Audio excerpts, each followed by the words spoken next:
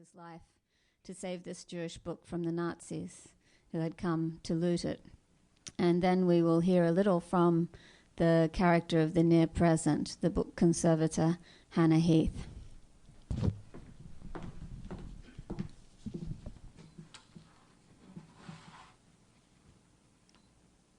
As Sharif turned the pages of the Haggadah, Lola gasped at the splendor of the illuminations.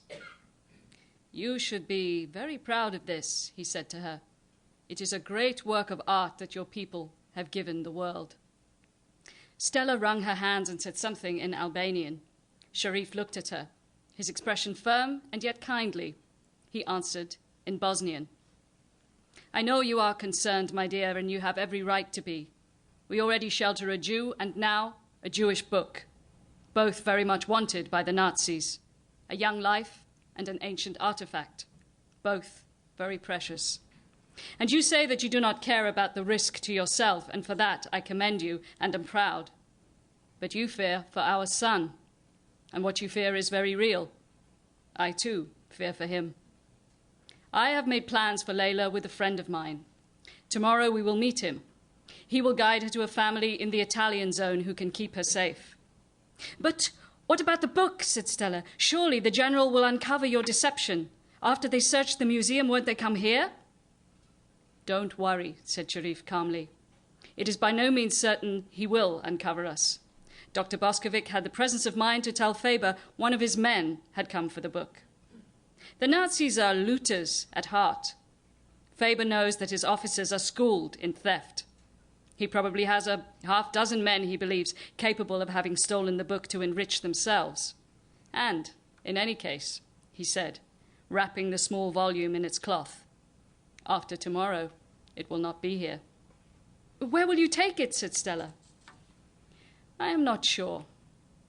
The best place to hide a book might be in a library."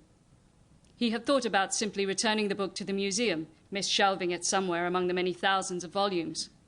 But then he recalled another library, much smaller, where he had spent many happy hours studying at the side of a dear friend.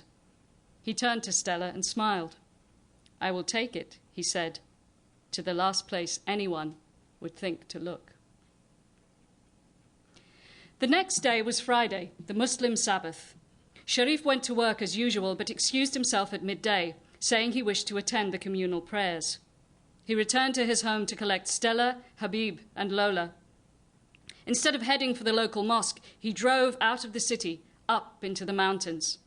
Lola held Habib during the drive, playing his favorite games of peepo and handy-pandy, drawing him close whenever she could, trying to memorize the smell of his head, which reminded her of the sweet fragrance of mown grass. The road was a difficult one, narrow and switchbacked. Now, in midsummer, the light was as rich as butter, golden on the small fields of wheat and sunflowers that filled each sliver of flat land between the swift, steep rises of the mountains. When winter came, the snows would make these ways impassable until spring thaw. Lola concentrated on Habib to stop herself from feeling nauseated by the car's movement and by her own anxiety. She knew it was wise to leave the city, where the risk that she would be discovered was constant. But she hated to leave the Kamals. Despite the grief she carried and the fear that stalked her, the 4 months in their household had brought her a serenity she had never experienced before. It was sunset when they came through the final narrow pass and saw the village open like a flower in its small hanging valley.